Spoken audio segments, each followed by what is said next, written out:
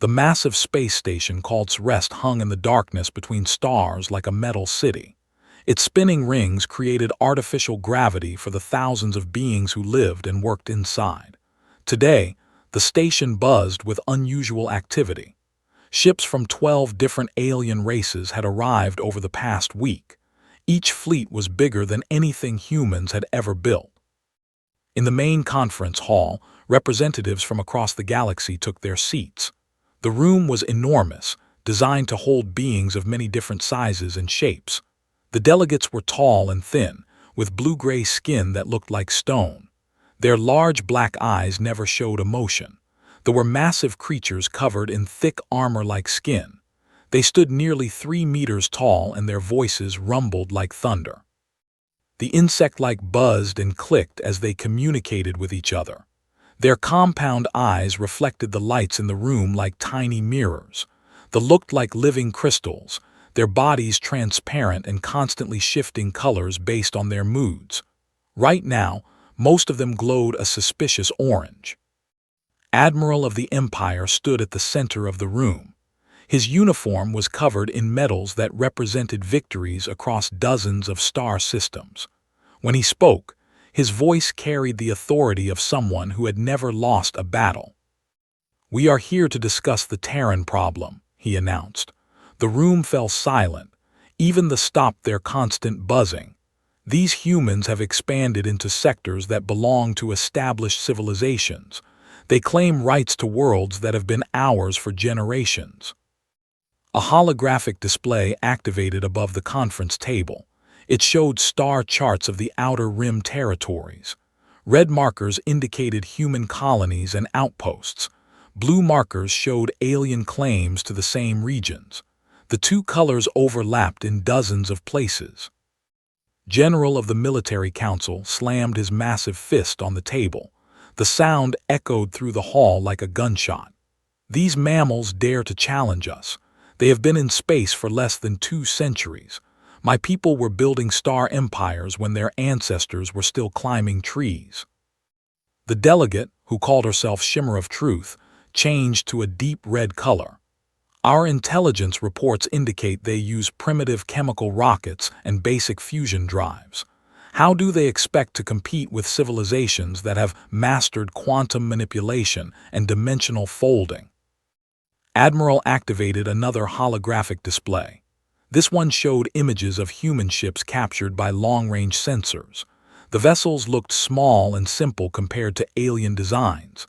Where ships were elegant and flowing, human ships were angular and practical. Where vessels were massive fortresses bristling with weapons, human ships appeared almost delicate. "Observe their approaching fleet," Admiral said. 47 vessels. Our combined forces here number over 800 ships. Each of our dreadnoughts their largest vessel by a factor of 10. The alien delegates began making sounds of amusement. The buzzing became almost musical with their laughter. The crystalline delegates shifted to colors that indicated joy and superiority. Even the normally serious allowed themselves small smiles. "Perhaps we should simply destroy them and be done with it," suggested General. "A quick demonstration of superior firepower will send them running back to their little blue world." "No," Admiral replied. "The Galactic Council has rules about unprovoked attacks. We must at least attempt diplomatic resolution first. When they refuse our generous terms, then we can act with full legal authority." Meanwhile, 3 star systems away, the human fleet moved through space in perfect formation. The ships were smaller than their alien counterparts, but they moved with precision that would have impressed any military observer. Each vessel maintained its exact position relative to the others, even while traveling faster than light. Commander Sarah stood on the bridge of the UES Indomitable. She was a small woman with short dark hair and eyes that missed nothing. Her uniform bore the insignia of the United Earth Space Command, a simple design that showed a blue planet surrounded by stars. "Communications, any updates from command?" she asked. Lieutenant looked up from his console. "Latest intelligence confirms 12 alien fleets at rest. Total enemy vessels estimated at 800 plus. They're expecting us to arrive in 6 hours. Nodded, and our orders remain unchanged. Yes, ma'am. Negotiate for recognition of our territorial claims. Use diplomatic channels first. But, he paused and looked directly at her. Command also authorized Protocol 7 if negotiations fail. A slight smile crossed face. Protocol 7 had never been used in actual combat. The alien civilizations had no idea what human ships could really do. Intelligence reports suggested they still thought humans used primitive technology. Captain entered the bridge.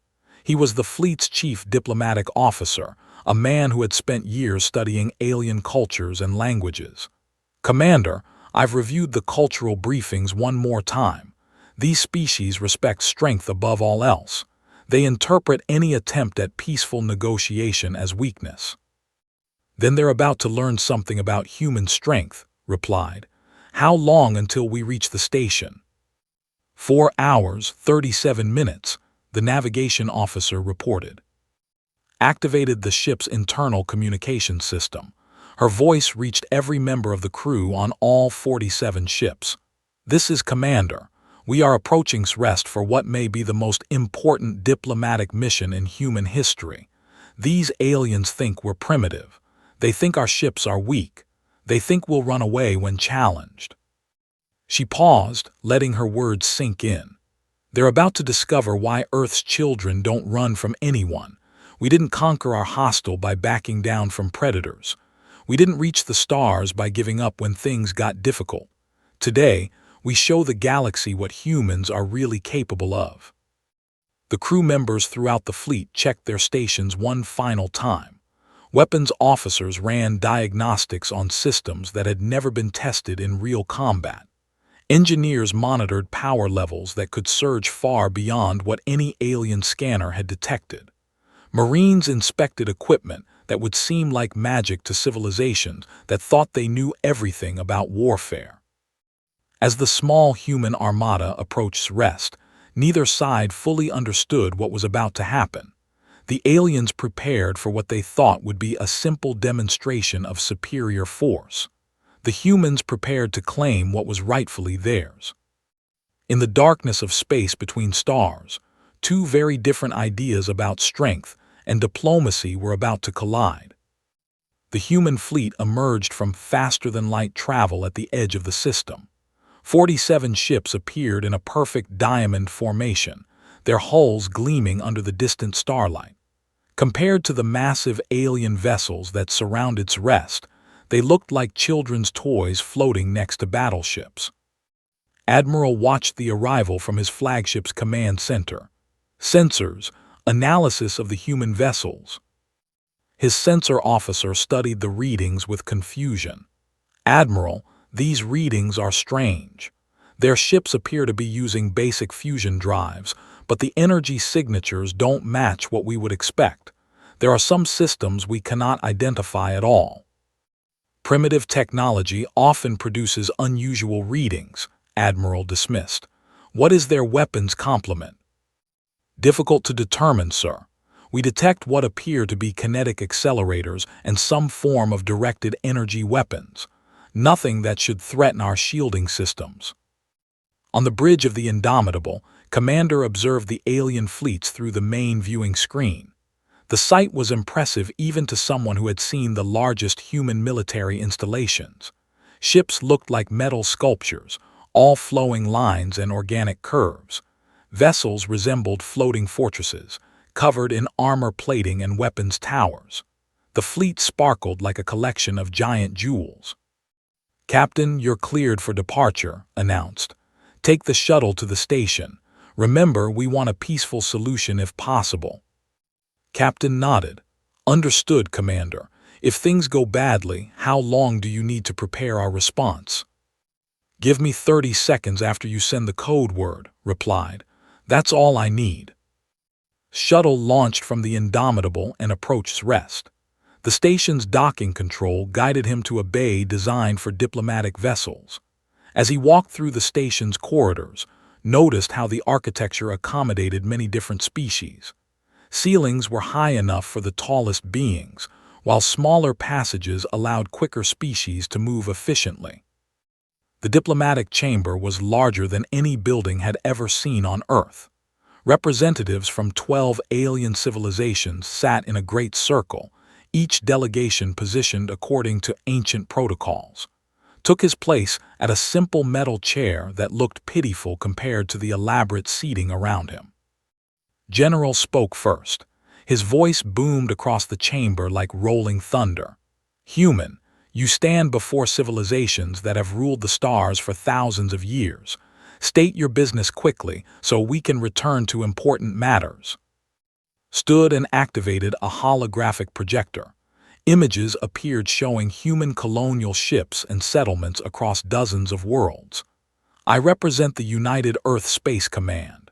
We come seeking recognition of humanity's legitimate territorial claims in the Outer Rim sectors." The chamber erupted in sounds that's translation device interpreted as laughter. The buzzing became so intense it was almost painful to hear. The crystalline delegates shifted to bright yellow colors that indicated amusement. Shimmer of Truth spoke for the legitimate claims. "Young mammals, these worlds were explored by our people before your species learned to use fire. What possible claim could you have?" Remained calm. "Salvage rights, stellar cartography, and colonization under the Third Galactic Convention. We have documentation proving our legal right to settle these systems." Admiral leaned forward. "Legal technicalities are meaningless without the power to enforce them. Your tiny fleet could not defend a single world against any one of our civilizations, much less all of us working together." "We prefer peaceful resolution," replied, "but we are prepared to defend what belongs to humanity." This statement caused even more alien laughter. General slammed his hand on his chair's armrest. "Defend? With what? Your pathetic 47 ships. I have more vessels in my personal escort than your entire fleet." The Admiral activated his own holographic display. It showed the positions of all ships in the system. The human fleet appeared as tiny dots surrounded by hundreds of larger alien vessels. "Observe, human. Your ships are outnumbered 15-1.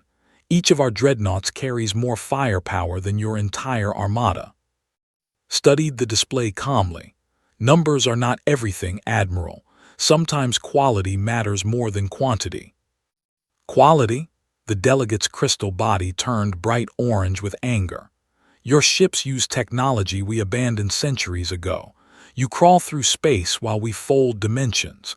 You throw metal projectiles while we manipulate matter at the quantum level." "Perhaps we should end this farce," General suggested. "Human, we offer you one mining colony in the Epsilon system.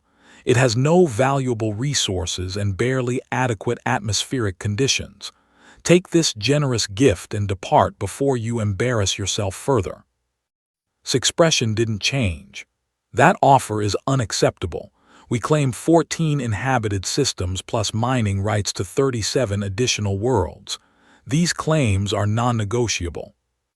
The chamber fell silent. Even the constant background hum of the station system seemed quieter. Admiral spoke slowly, as if talking to a child. "Non-negotiable. Do you understand your situation, human? You are completely surrounded by superior forces. Your ships could be destroyed in minutes." "I understand the situation perfectly," replied. "The question is whether you understand yours." General stood to his full 3-meter height. His armor plates clicked together as he moved. "Are you threatening us, mammal? Your arrogance approaches insanity." Activated his personal communicator. "Commander, please move the fleet to defensive positions. It appears diplomacy has failed." Through the chamber's viewing ports, the aliens could see the human ships beginning to move. Instead of the expected retreat, they were advancing into a formation between the alien fleets and the space station. Admiral couldn't believe what he was seeing. They're positioning for battle, against impossible odds. Are they trying to commit suicide? "No," said quietly. "We're preparing to show you why humanity earned its place among the stars. You think we're weak because our ships are smaller. You think we're primitive because we don't use your technology. You're about to learn the difference between seeming weak and being weak." General signaled to his fleet commander, "Prepare to fire warning shots. Perhaps the sight of our weapons will bring them to their senses." The first energy blast came from a destroyer. It was aimed to pass just in front of the human flagship's bow, a standard warning shot used in space conflicts. The bright blue beam lit up the space between the fleets. Watched calmly as the energy blast passed harmlessly by the Indomitable. "Commander, you are authorized to respond appropriately to this unprovoked attack." In the diplomatic chamber, alarms began sounding. The alien representatives looked confused as their sensors detected something unexpected happening with the human fleet. Admiral received reports from his flagship. "Sir, the human vessels are powering up systems we didn't know they had. Energy readings are climbing beyond our previous estimates." "How much beyond?" Admiral demanded.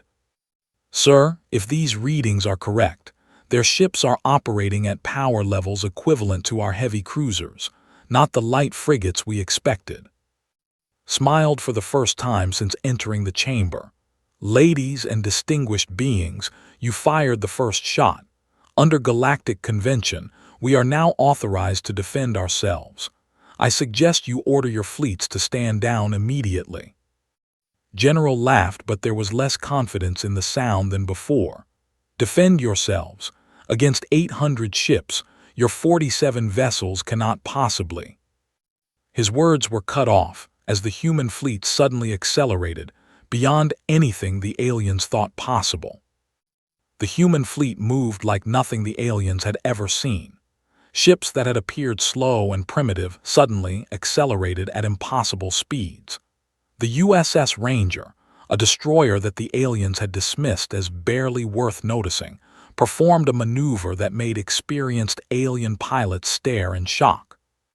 General's tactical officer reported in a voice filled with confusion, "Sir, that human destroyer just pulled 700 gravities in a turn. Our sensors must be malfunctioning. No known technology can allow organic crews to survive such forces." "Check the sensors again," General ordered. But even as he spoke, he watched through the viewing port as the small human ship twisted through space in ways that violated everything he knew about physics. The Ranger's first return shot was not what anyone expected. Instead of energy beams or kinetic projectiles, something invisible struck a heavy cruiser. The massive alien ship's shield simply disappeared. No flare of energy, no visible impact, no explosion. The protective barriers that had taken centuries to develop just stopped working. Admiral received frantic reports from his fleet.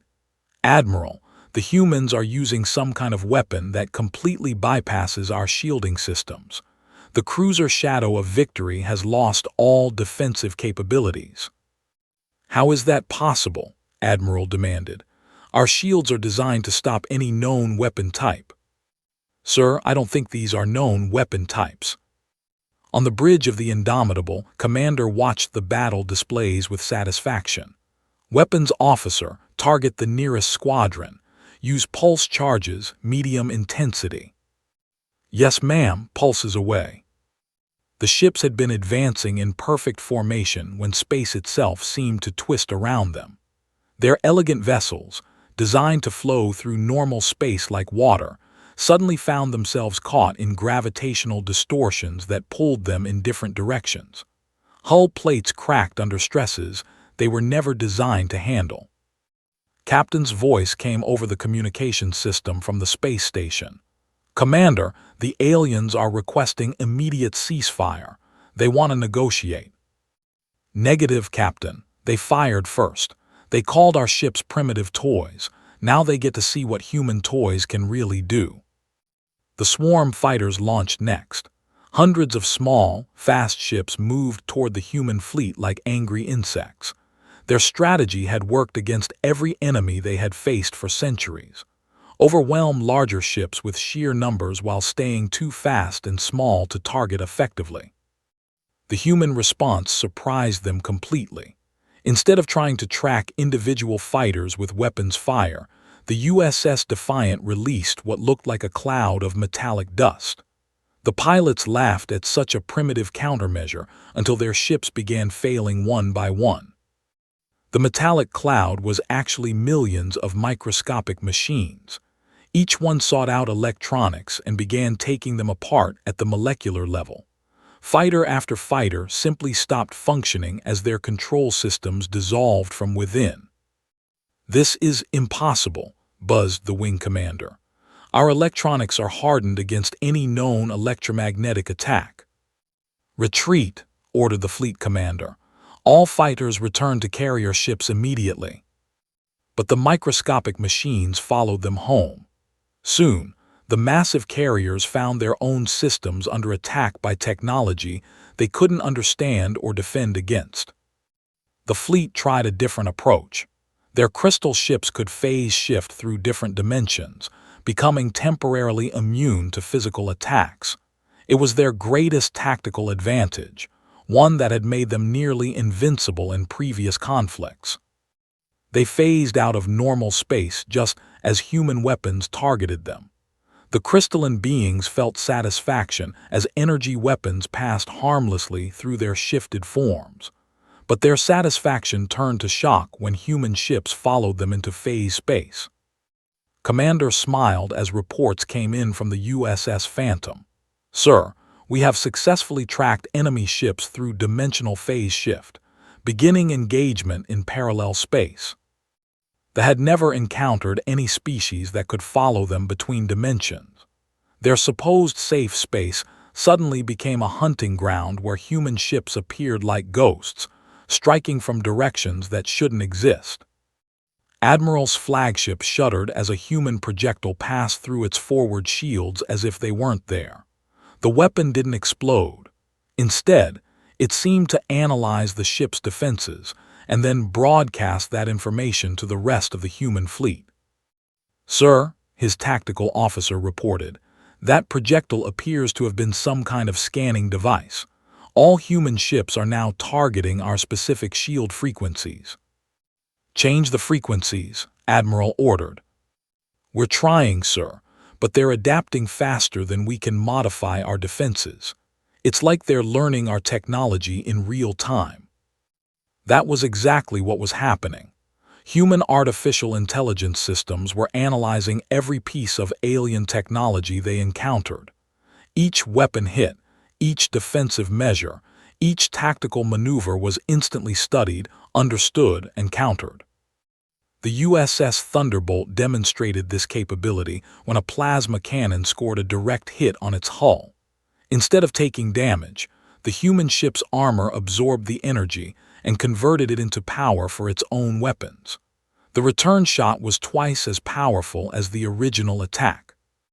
General watched his fleet being systematically dismantled by ships 1/10 their size. "How are they doing this?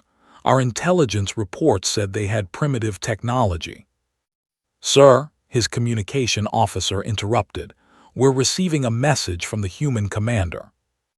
Commander's voice filled the communication channels of every alien ship.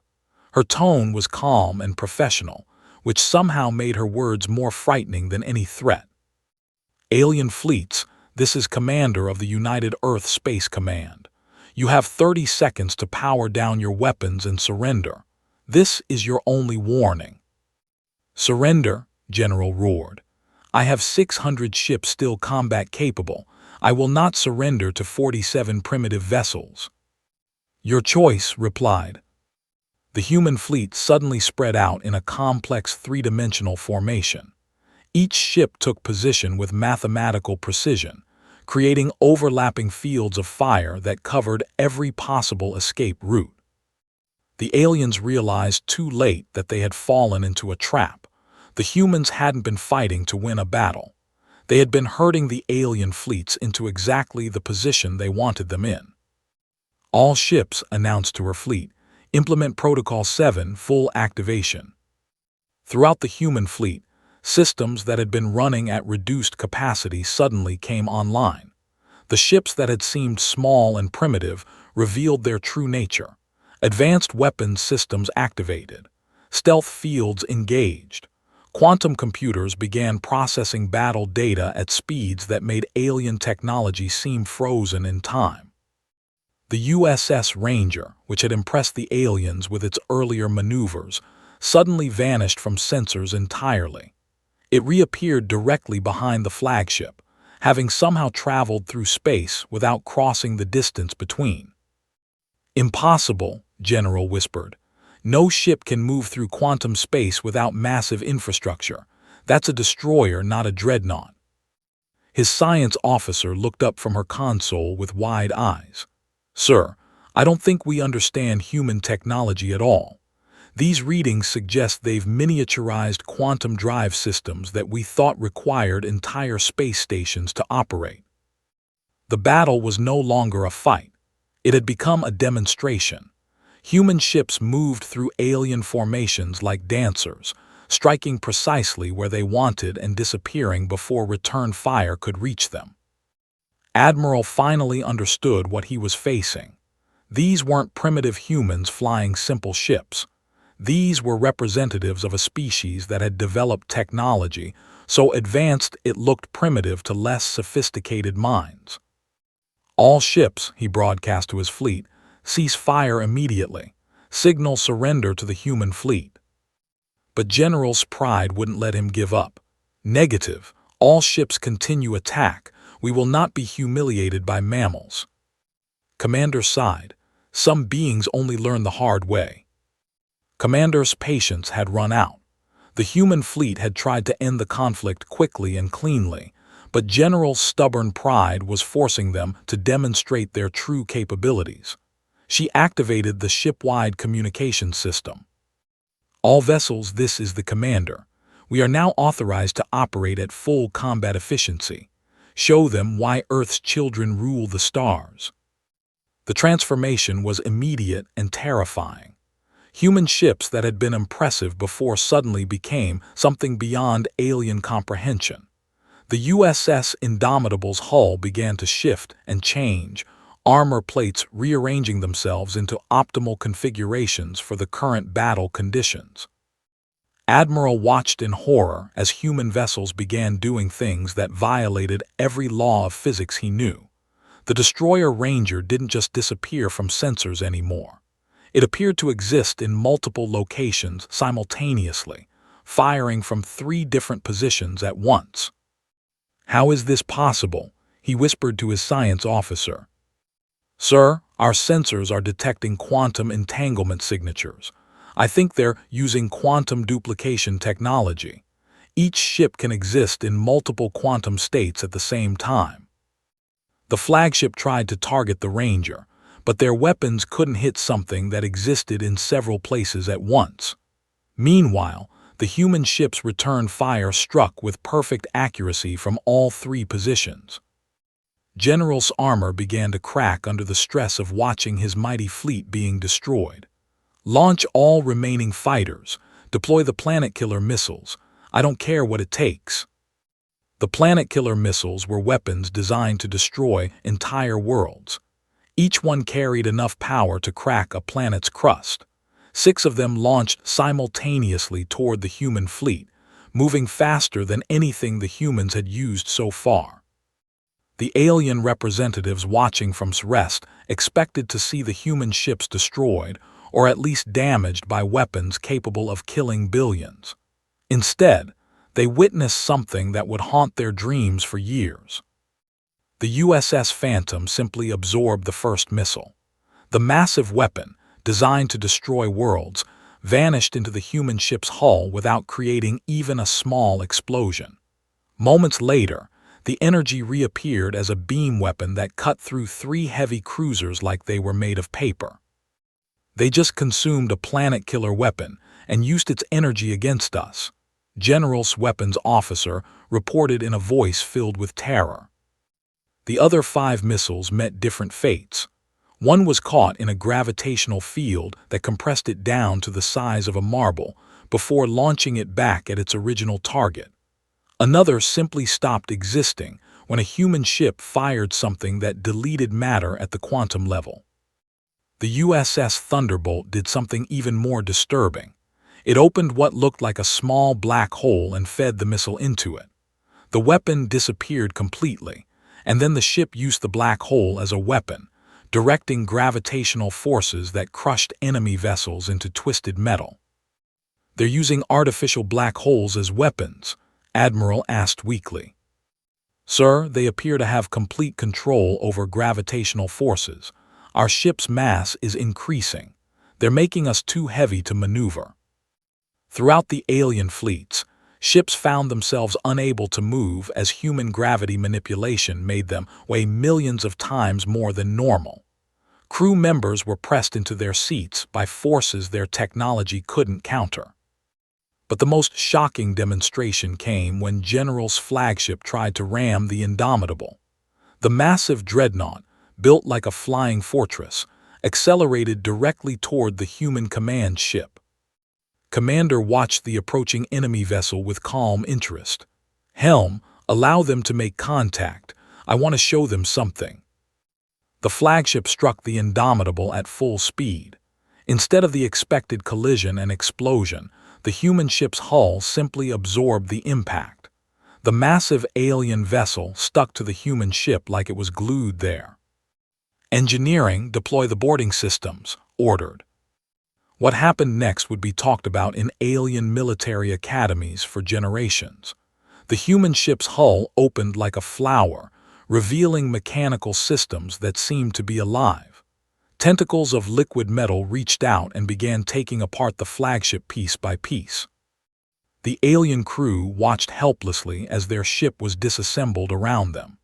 But instead of being killed, they found themselves inside protective energy fields that kept them safe, while their vessel was systematically analyzed. "Sir," the Indomitable's science officer reported, "we have completely mapped their ship design and technology. Should we return the crew to their escape pods?" "Of course," replied, "we're not barbarians." The crew found themselves gently placed in escape pods and launched toward their surviving fleet ships. Their massive dreadnought had been reduced to its basic materials in less than 10 minutes. General received his crew and stared at the reports of what had happened. "They took apart our strongest ship like children playing with building blocks. What kind of monsters are these humans?" The USS Defiant demonstrated human medical technology when it began repairing damaged alien ships, not destroying them but fixing them. Broken hulls sealed themselves. Damaged weapons systems rebuilt themselves. Even injured alien crew members found their wounds healing as microscopic medical robots cleaned their bloodstreams. "They're healing our people while they fight us," Admiral observed. "They could have killed everyone, but they're keeping casualties to a minimum." The final demonstration came when the entire human fleet suddenly vanished from normal space. For a moment, the aliens thought they had retreated. Then the ships reappeared inside the formations of every alien fleet simultaneously. Human vessels materialized next to alien flagships, their weapons already charged and aimed at critical systems. The message was clear. They could appear anywhere, anytime, and there was nothing the aliens could do to stop them. "Surrender," Commander's voice echoed across every communication channel. "You fought bravely, but this conflict is over." The alien fleets had no choice. One by one, their commanders ordered weapons powered down and shields lowered. Even General finally accepted reality when a human ship appeared directly in front of his bridge and politely asked if he needed medical assistance. Captain's voice came from the space station. "Commander, all alien fleets have surrendered. Alien casualties are minimal thanks to our medical intervention systems." "Acknowledged, Captain. Begin Phase 2 of the operation." The human ships began broadcasting detailed scans of every alien vessel. Technical specifications, weapon capabilities, defensive systems, everything was analyzed, and in minutes. The aliens realized that humanity now knew their technology better than they did. "How long have they been able to do this?" Admiral asked nobody in particular. Commander answered his question through an open communication channel. "Admiral, this is our exploration fleet. We've been operating with restricted capabilities to avoid unnecessarily alarming potential allies." "Exploration fleet," Admiral's voice cracked. "These aren't your military vessels." "No, Admiral. These are science ships with defensive capabilities. Our actual military fleet is currently deployed in other sectors, dealing with more serious threats than diplomatic negotiations." The aliens looked at each other in stunned silence. Ships that had destroyed their combined fleets were considered science vessels by human standards. General finally found his voice. "What do you want from us?" Commander's reply was surprisingly reasonable. "Recognition of our territorial claims, establishment of formal diplomatic relations, and compensation for the attack on our fleet. We prefer to be neighbors rather than conquerors." "And if we refuse?" Admiral asked, though he already knew the answer. "Then you'll discover why humanity doesn't ask for permission twice." The small armada that had been scoffed at now held the most powerful alien fleets in the galaxy at their mercy. The humans had proved beyond doubt that their ships rightfully belonged to them, and that Earth's children were not to be underestimated. The conference hall on Rest felt different now. The same alien representatives who had mocked humanity hours earlier now sat quietly, their attitudes completely changed. Where before they had shown arrogance and dismissal, now there was respect mixed with fear. Captain stood at the center of the chamber, but this time no one laughed at his small stature or simple appearance. The holographic displays around him showed new territorial maps with large sections marked in human blue. The aliens studied these maps carefully, knowing they were looking at the new reality of galactic politics. "The terms are straightforward," announced. "Humanity claims full sovereignty over 14 inhabited systems in the Outer Rim, plus exclusive mining rights to 37 additional worlds. These claims are based on legal exploration and colonization rights under the Third Galactic Convention." Admiral, who had led the opposition to human expansion, now found himself in the position of accepting defeat. His voice was quiet when he spoke. "The Empire accepts these terms. We also agree to pay reparations for the unprovoked attack on the human fleet." General's massive frame seemed smaller than before. The proud warrior who had boasted about destroying human ships now could barely meet eyes. "The Military Council acknowledges humanity's territorial claims and agrees to the compensation package." One by one, the representatives of 12 alien civilizations formally accepted the human terms. They had learned a hard lesson about underestimating a species based on appearance or assumed technological limitations. Shimmer of Truth, the crystalline delegate, changed colors to indicate formal respect. "The collective wishes to establish formal trade relations with humanity. We are particularly interested in learning about your medical technologies." Nodded politely. Humanity is always open to peaceful trade and technological exchange. However, certain technologies will remain restricted until formal treaties are established. Through the viewing ports, the assembled aliens could see the human fleet maintaining position near the space station. The ships looked the same as when they had arrived, but everyone now knew the terrible capabilities hidden within those modest hulls. Commander's voice came through the communication system. "Captain, we have completed our mission objectives. The fleet is ready to depart when you give the order." "Acknowledged, Commander," replied. He turned to address the alien representatives one final time. "Ladies and distinguished beings, this concludes our negotiations. Humanity looks forward to peaceful relations with all your civilizations." Admiral stood as prepared to leave. "Captain, may I ask a question?" Paused. "Of course, Admiral." "Your ship's capabilities far exceed anything we thought possible. How long has humanity possessed such technology? Considered the question carefully.